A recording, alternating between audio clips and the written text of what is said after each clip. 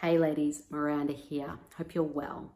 I wanted to share one last video, a thought around comfort eating and emotional eating, this whole topic we've been looking at, because I work so much around this. There's such a big part of mindset around our eating and how much of that affects our health. So there's so much more to do on this. If you want to know more, please reach out. I'd love to chat to you more about it, any questions and thoughts you may have.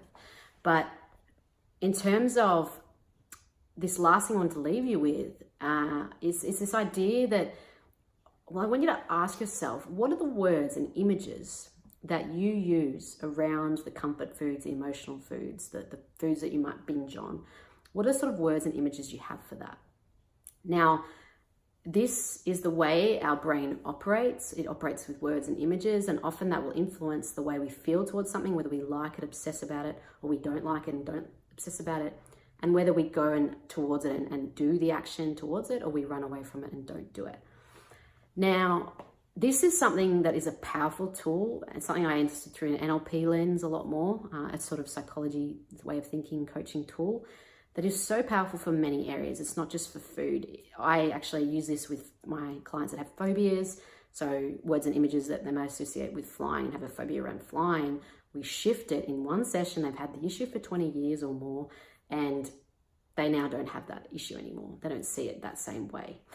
Just merely through changing the words, images, the way that they sense that experience. And so this is something for that. It could be something for a memory that you might be really upset by and traumatized by in the past. You can use this to shift that whole perception of that about a person that you may really hate or really love, and you want to change that. You don't want to feel that way towards them anymore. This is powerful stuff for so many areas of life. And actually, really, the way we deal and the tools we use to work on someone's eating and their health and their weight loss goals is powerful tools for life too. So that's why I love all of this mindset stuff. But really want to share with you, particularly around food today. And it's the thought that this actually became really apparent to me through a year or so ago. A bit more than that, I became a vegan for a while. Now, I wasn't planning on it, wasn't thinking about it, but I just saw pop up a video. It was a 5-minute video on animals and the unethical treatment around them from a friend who was a vegan that posted it. And it's literally 5 minutes, and I was just horrified and shocked. And even from then, I started changing the feeling I had towards meat and dairy and things. I started going really off them and sick from thinking about it. And then I watched, an hour of some other docos and research and literally loved meat, cared, so much about it, could never thought of doing veganism or anything like that. And all of a sudden, couldn't touch meat, dairy, eggs, nothing. It made me feel sick. And I was so associated so much negative images, words, thoughts around it, so much pain around it that I couldn't go towards it. So when I uncovered that, I was so keenly aware of how powerful this is. And literally within a few minutes, I changed the whole approach I had to certain food groups and ways of thinking. Now, since that, I've done other research and I have a bit more of a balanced approach, but I've had to associate other words and things to create that change. But particularly around comfort foods and emotional eating, I want you to really ask, what are the words, images, and things that you associate to those? Because I find from my journey and from clients, we often stay in two camps, two extremes, and we fluctuate between them often as well. So for me, and clients, that often we can associate that food, these foods, the flour, the sugar, the cheeses, or whatever, is our best friends. It's the thing that we go to and get comfort and really can help us feel the ease off the stress or the anxiety or the fear or the sadness or anger. It takes the edge off. It releases pressure. It's something that we go to run away, to feel a bit better, even more reliable than friends as such. It's a really easy go-to that I can access to escape the pain in the life I feel I'm in at the moment.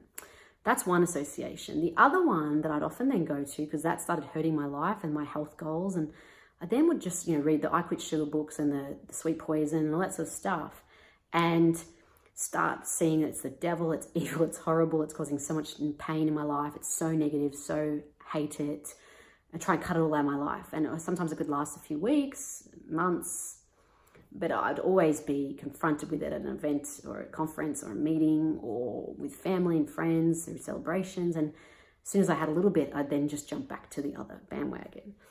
And that is because often when we're obsessed with something, we love it so much, always swing to the other side and we hate it. There's so much energy in either side. We're so focused on it. We're becoming so obsessed with either side that we actually can't get freedom and mindfulness around it.